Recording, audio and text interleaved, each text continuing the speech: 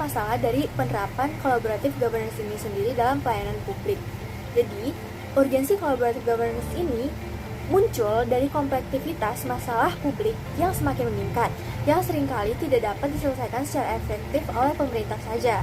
Dalam menghadapi isu-isu seperti misalnya kemiskinan, kesehatan, pendidikan, dan lingkungan, kolaborasi dengan berbagai pemangku kepentingan seperti masyarakat, sektor swasta, LSM maupun akademisi dapat menciptakan solusi yang lebih inklusif, beragam, dan berkelanjutan. Melalui pendekatan yang kolaboratif, pemerintah dapat mendengarkan dan merespon kebutuhan masyarakat secara lebih langsung sehingga pelayanan publik yang diberikan dapat lebih sesuai dengan realitas yang ada di lapangan. Kolaborasi juga memungkinkan adanya efisiensi karena sumber daya, pengetahuan, dan teknologi dari berbagai sektor dapat digabungkan untuk mengatasi kendala yang ada. Selain itu, dengan melibatkan banyak pihak dalam proses pengambilan keputusan, kepercayaan publik terhadap pemerintah dapat meningkat, yang pada gilirannya meningkatkan legitimasi, kebijakan, dan partisipasi masyarakat dalam mendukung program-program publik.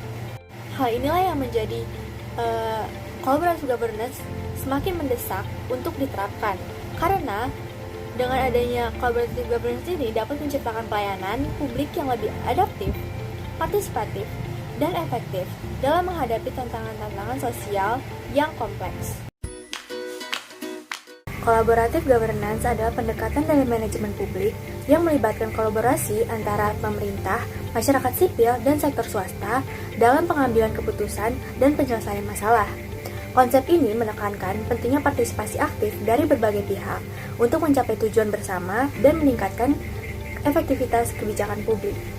Kolaborasi pemerintah, masyarakat, dan sektor swasta dalam pelayanan publik ini bertujuan untuk mengintegrasikan sumber daya dan keahlian untuk layanan yang lebih efektif dan responsif. Melalui teknologi dan inovasi dari sektor swasta, serta masukan dari masyarakat, kolaborasi ini meningkatkan efisiensi, transparansi, dan akuntabilitas. Partisipasi masyarakat sebagai pengguna akhir memastikan layanan yang sesuai dengan kebutuhan lokal, sementara dukungan sektor swasta mendorong peningkatan kualitas layanan tersebut. Hasilnya, kolaborasi ini tidak hanya meningkatkan kualitas pelayanan publik, tetapi juga kepercayaan publik. Nah, yang selanjutnya ada isu-isu strategis mengenai collaborative governance dalam pelayanan publik. Yang pertama yaitu ada keterlibatan stakeholder, di mana keterlibatan berbagai pemangku kepentingan, termasuk aktor publik dan juga swasta, sangat penting dalam collaborative governance ini. Hal ini juga mencakup partisipasi aktif masyarakat dalam proses pengambilan keputusan, di mana mereka tidak hanya sebagai penerima manfaat, tetapi juga sebagai kontributor ide dan juga solusi. Yang selanjutnya yaitu ada komunikasi yang efektif. Nah, komunikasi yang baik antara semua pihak yang terlibat adalah kunci untuk mencapai tujuan bersama. Proses komunikasi yang transparan dan terbuka juga dapat membantu membangun pemahaman bersama dan juga mengurangi potensi konflik. Setelah itu yang ketiga ada desain institusi. Desain institusi ini yang mendukung harus memperhatikan struktur organisasi yang fleksibel dan juga responsif terhadap kebutuhan masyarakat. Hal ini termasuk pembentukan forum kolaboratif yang jelas dengan peran dan tanggung jawab masing-masing pihak. Nah, selanjutnya ada sumber daya, di mana ketersediaan sumber daya ini, baik finansial maupun non-finansial, menjadi tantangan utama dalam implementasinya. Kurangnya sumber daya dapat menghambat pelaksanaan program-program kolaboratif dan juga mengurangi dampak positif dan inisiatif tersebut. Dan yang kelima ada pengukuran kinerja, di mana pengukuran kinerja dari inisiatif ini perlu dilakukan untuk mengevaluasi efektivitas kolaborasi dalam pelayanan publik. Nah, yang keenam ada pengelolaan konflik. Dalam collaborative governance, konflik antara pemangku kepentingan seringkali tidak terhindarkan. Oleh karena itu, mekanisme pengelolaan konflik yang efektif terus ada untuk menyelesaikan perbedaan-perbedaan pendapat dan menjaga hubungan kerjasama tetap harmonis. Seperti itu. Nah, untuk dinamika masalahnya sendiri, kita mengambil dinamika pelayanan publik di Indonesia dalam perspektif responsibility masyarakat melalui media sosial. Dinamika pelayanan publik di Indonesia sangat beragam dan terus berkembang seiring dengan perkembangan sosial, ekonomi, teknis, dan juga perubahan lingkungan regulasi. Transformasi digital dapat memberikan layanan publik merupakan fenomena yang sangat berdampak. Pemerintah Indonesia telah melakukan investasi dalam pengembangan platform dan juga aplikasi digital dengan tujuan untuk meningkatkan aksesibilitas dan juga efektivitas layanan publik. Pemerintah terus membangun infrastruktur dasar melalui jalan, listrik, dan air bersih yang menjadi fondasi bagi peningkatan layanan publik. Indonesia saat ini sedang mengalami proses desentralisasi di mana jumlah besar keputusan dan tugas pemerintah dialihkan ke pemerintahan daerah. Hal ini telah mengubah dinamika pengelolaan dan juga penyediaan layanan publik. Selanjutnya ada kebijakan pendukung dalam collaborative governance. Yang pertama itu ada kerangka hukum yang mendukung. Hal tersebut dapat dilakukan dengan membuat undang-undang tentang keterbukaan informasi publik, membuat regulasi tentang partisipasi masyarakat, dan peraturan tentang kemitraan pemerintah dan swasta.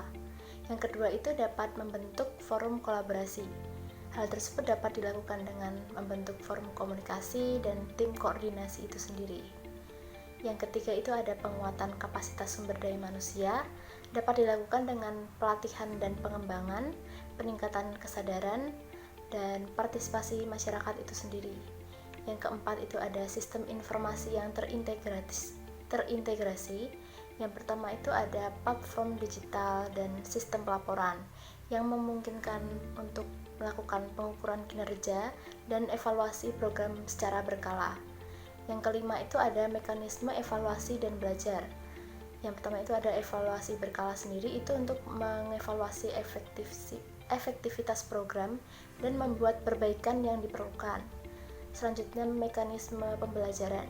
Nah, itu dapat dilakukan dengan membagikan hasil evaluasi dan pelajaran yang diperoleh kepada pihak-pihak yang terlibat. Berikut merupakan temuan penting tentang collaborative governance. Yang pertama ada keterlibatan masyarakat. Collaborative governance mendorong partisipasi masyarakat, menghasilkan kebijakan yang lebih sesuai dengan kebutuhan. Yang kedua ada transparansi dan akuntabilitas, yaitu kolaborasi meningkatkan transparansi dan akuntabilitas serta kepercayaan publik terhadap pemerintah. Yang ketiga ada inovasi solusi, di mana keterlibatan berbagai pihak memicu solusi kreatif untuk masalah kompleks. Yang keempat ada hubungan sosial. Kolaborasi memperkuat kepercayaan antara masyarakat dan pemerintah. Yang kelima ada keberlanjutan proyek, di mana proyek lebih berkelanjutan karena masyarakat merasa memiliki dan bertanggung jawab. Collaborative governance efektif dalam meningkatkan kualitas pelayanan publik. Melalui kolaborasi antara pemerintah, masyarakat, dan sektor swasta, pendekatan ini mendorong partisipasi masyarakat, memperkuat transparansi, inovasi, hubungan sosial, dan keberlanjutan proyek.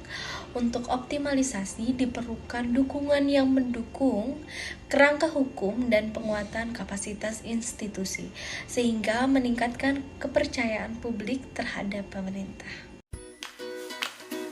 Selanjutnya ada rekomendasi kebijakan. Nah, berdasarkan pemaparan sebelumnya, berikut adalah rekomendasi kebijakan yang lebih spesifik untuk mendorong implementasi collaborative governance.